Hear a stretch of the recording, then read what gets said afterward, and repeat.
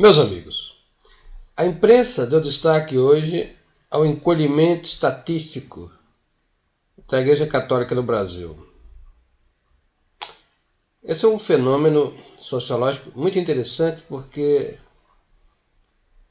não comporta uma explicação simples nem única. É uma multiplicidade de causas para que essa estatística tenha sido levantada. Eu penso até que essa estatística ainda é otimista, ela esconde fatos relevantes. Por exemplo, eu constato a esmagadora presença de gente de confissão espírita e de variantes do espiritismo em meu derredor. E essa gente se define também como católica, e não é. Rigorosamente falando, não é. Se expurgasse esse contingente, provavelmente nós teríamos que a Igreja Católica do Brasil seria não majoritária, vamos dizer assim. Seria grande, mas não majoritária. E tem muitas explicações, tanto de responsabilidade da própria Igreja Católica, como dos fenômenos sociológicos que aconteceram no Brasil nos últimos 100 anos. A expressiva presença e o crescimento acentuado das chamadas seitas protestantes pentecostais, ela em si é um fenômeno muito importante. Por quê?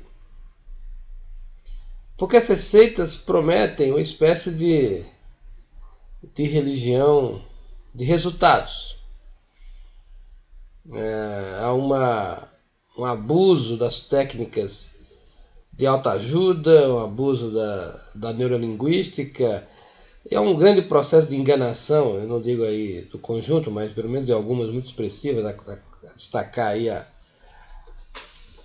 do Edir Macedo, em que o chamado crente é levado por enroladores, falsos profetas. E quem é o culpado? É o pastor que engana? Não.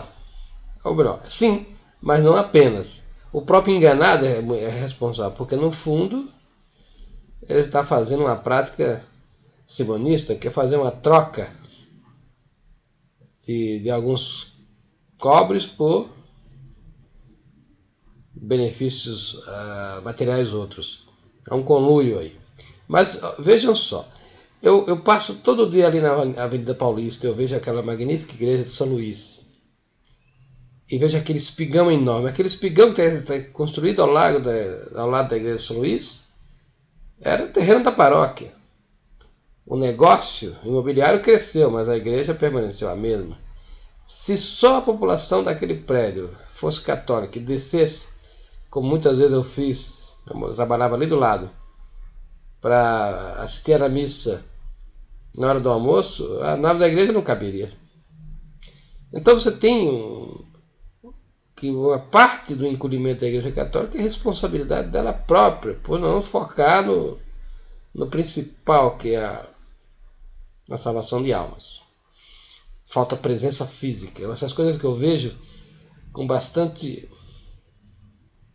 espanto até, essa presença forte dos pastores na casa das famílias, dos fiéis, esse lã evangelizador que eles têm, essa grande família que forma. Eu tenho alguns amigos pastores, é um encanto ver como eles se relacionam com os seus paroquianos, vamos dizer assim. Eu acho que esse elan ficou um pouco perdido, pelo menos nas paróquias católicas dos grandes centros. Os padres são ausentes, pelo menos numa presença maior, não é? Então falta essa presença sociológica do sacerdote. Mas o mais importante é mostrar que desde a proclamação da República no Brasil se tem um processo de difamação continuada da Igreja. Você tem um processo de, primeiro, pelos positivistas, depois pelos liberais. Enfim, a igreja tem sido defamada de tudo que é lado. E a difamação ela é continuada. Com o advento dos meios de comunicação, a coisa ficou um pouco mais agravada.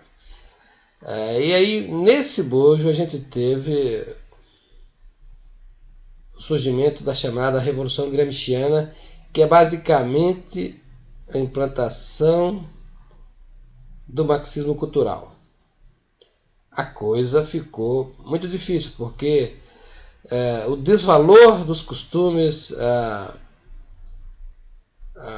uma moralidade ao revés, o hedonismo, o utilitarismo e toda sorte de ismo que veio por trás das propostas da escola de Frankfurt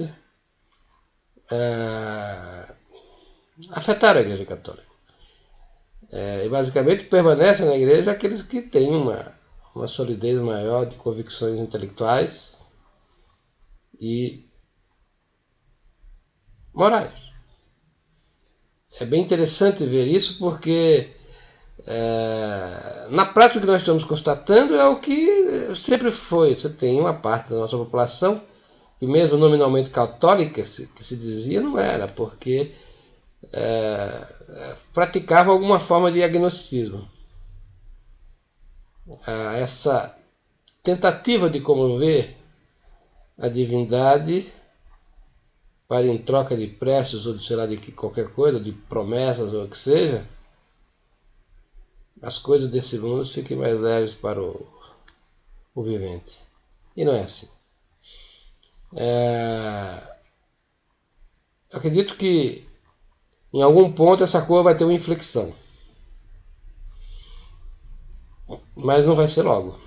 Acho que esse processo vai continuar enquanto a Revolução Gramsciana estiver seu curso, enquanto os chamados fiéis não tiverem a fortaleza da fé e o background intelectual necessário para compreender os mistérios da Igreja.